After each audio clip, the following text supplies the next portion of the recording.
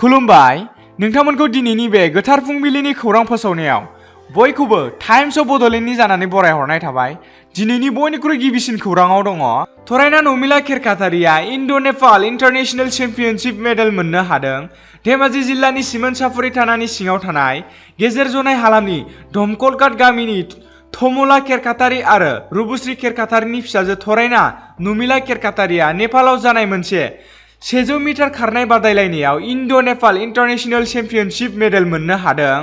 मख'जाथावदि ओनसोलनि सुबुंजों लोगोसे दखरानि एबसु UBPO माहारियारि आफादफोरा गोजोननायजों साबायखर बावहरदों। बिथां नमिला खेरखातारिनि देरहासार जानायखौ ओनसोलनि सुबुंफ्रा गावसिनि इयुन जोलैनि उन्दै उन्दै गथ'फोरखौ फोरोंलांनायनि मोनसे इसारा होनना फोरमायदों। जोंसार मुसाहारिखौ ULBनि सोद्रोमा नङा होनना फोरमायदों नखरनि सुबुङा। 17 सेप्तेम्बर अक्ट'खालि क'क्राझार जिल्लानि सुंलुं हाग्रायाव पुलिस आरो ULB हान्जानि गेजेराव गावलायलायनाय जादोंमोन होनना मिथिनो मोननाय जादों। बे गावलायलायनायाव सानै ULBनि सुबुङा जिउ गोमादों होनना फोरमायदों पुलिस बिफाना।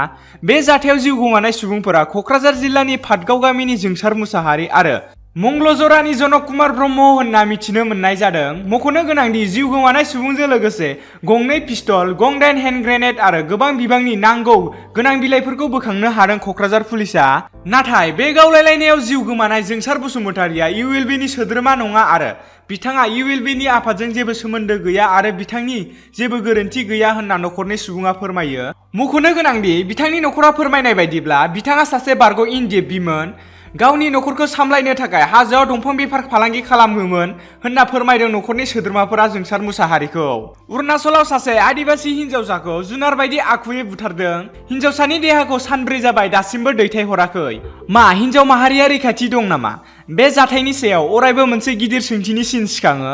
अरुणाचल प्रदेशआव आरो फिन खनसे बे जाथायाव मोनसे गिदिर सोंथि सिखाङो आइजोफोरनि रैखाथिनि सायाव। जाथायनि रिपर्ट बायदिब्ला सासे हिन्जावसाया अरुणाचल प्रदेशनि दाइरिजुआव सोमोनांथावै बुथारजादों। बे हिन्जावसाया लखिमपुर जिल्लानि आनन्द साहा बागान जायगायाव थायोमोन। हिन्जावसानि नखरा अजद दैखांदों जे बे जाथाया प्रि-प्लान खालामनानै बुथारनायसो होनना। नखरनि सोद्रोमाफ्रा हिन्जावसानि सायाव गोबाव समनिफ्रायनो सोमोनांथावै गाग्लोबनायनि दाय होना अजद दैखांदों जे हिन्जावसाखौ गोबाव समनिफ्रायनो बिगुमाया रायबोबाय थादोंमोन एबा बुबाय थायोमोन होनना मिथिनो मोनदों। मिथिनो मोननाय बायदिब्ला आदसा आरो आसाजों लोगोसे गोबां रोखोमनि हान्जाफोरा बे सोमोनांथाव जाथायनि सायाव सांग्रां जाबाय। हिन्जावसानि थैनाया सानब्रै जाबाय दासिमबो गोथै सह'खौ सावनाय जायाखै। बे बाथ्राया मोनसे केमिस्ट्रिबो बानायबाय। आदिबासि फरायसा आफादा वार्निं होयो दि गासै अरुणाचलनि आदार दैथायहरग्रा ट्रेफिकखौ ब्लक खालामगोन होनना जुदि बिगुमाया थैनाय देहाखौ थाबैनो हरफिनाब्ला। रायजो सभानि उफ्रा बिसायख'थि सर्बानन्द सन'वालआ बिजाथि महरै BJP हान्जानिफ्राय गसंगोन। आसामजों लोगोसे गुबुन गंबा रायजोआवबो फैगौ 4 अक्ट'बराव जानो गोनां उफ्रा बिसायख'थिनि थाखाय BJPनि मिरु बिसायख'थि आफादा आसाम आरो मध्य प्रदेशनि थाखाय बिजाथि सायख'बाय। साननानै लानाय बायदिनो आसामनि बारग' गिबि मन्थ्रि सर्बानन्द सन'वालखौ आसामनि मोनसेल' मासिनि थाखाय बिजाथि महरै सायख'जादों। मख'नो गोनांदि रायजो सभानि मासिया बिश्वजित दैमारिया बिबान एंगारनायनि उनावनो लांदां जानानै दङ। 2021 बिधानसभा बिसायख'थियाव सर्बानन्द सन'वालनो माजुलिनिफ्राय देरहानो हानायनि उनावनो मदिनि मन्थ्रि आफादा मिरुनि बिबान होयो। बिनि थाखायनो बियो MP महरै देरहानानै फैनाया गोनांथार। 4 अक्ट'बराव जानो गोनां बिसायख'थिनि नमिनेशन होनायनि जोबथा खालारा 22 सेप्तेम्बर। गुबुन फारसेथिं BJPआ मध्य प्रदेशनि मासिनि थाखाय डक्टर एल मुरुगानखौ बिजाथि महरै सायख'यो। गाहाय मन्थ्रि मदिनो बान्था होनाय लाभलिनानि ग्ल'ब्स जरानि निलामनि बिबाङा 1.02 कौटि। बावैसो सान सिगाङाव जालांनाय टकिय' अलिम्पिक आरो पारा अलिम्पिकआव भारतनि गेलेनाया जोबोद गोसो बोथाबना जायो। टकिय'निफ्राय गिदिंना फैफिननायनि उनाव गेलेगिरिफ्रा गाहाय मन्थ्रि नरेन्द्र मदिजों सावरायलायनानै बोर सारस्रिनायजों लोगोसे गेलेगिरिफ्रा बिथांनो गुबुन गुबुन बान्था होदोंमोन। गेलेगिरिफोरनिफ्राय गाहाय मन्थ्रिया मोननाय बान्थाफोरखौ दायो निलामाव होनाय जादों। बै गासैबो बेसादफोरखौ बायनो थाखाय गोबां सुबुंफोर फैदों। जेभलिन खुबैनाय गेलेनाय बादायलायनायाव भारतआ गिबि सना बान्था मोननायाव बान्था होनाय नीरज च'प्रानि जेभलिनखौ अनलाइनाव बायनो थाखाय 10 कौटिनिख्रुइबो बांसिन रां होगासिनो दं। च'प्राया जेभलिनखौ गाहाय मन्थ्रि नरेन्द्र मदिनो बान्था होदोंमोन। मख'जाथावदि आसामनि बक्सिं गेलेगिरि लाभलिना बरग'हायाबो टकिय' अलिम्पिकआव ब्रन्ज बान्था आवथायनो हादोंमोन। लाभलिना बरग'हायाबो गाहाय मन्थ्रिनो होनाय बक्सिं ग्ल'ब्सनि गुबै रांखौ 60 लाख रां थिखानानै होनाय जादोंमोनब्लाबो बेनि बिबाङा 1.92 कौटिसिम दावखोयो।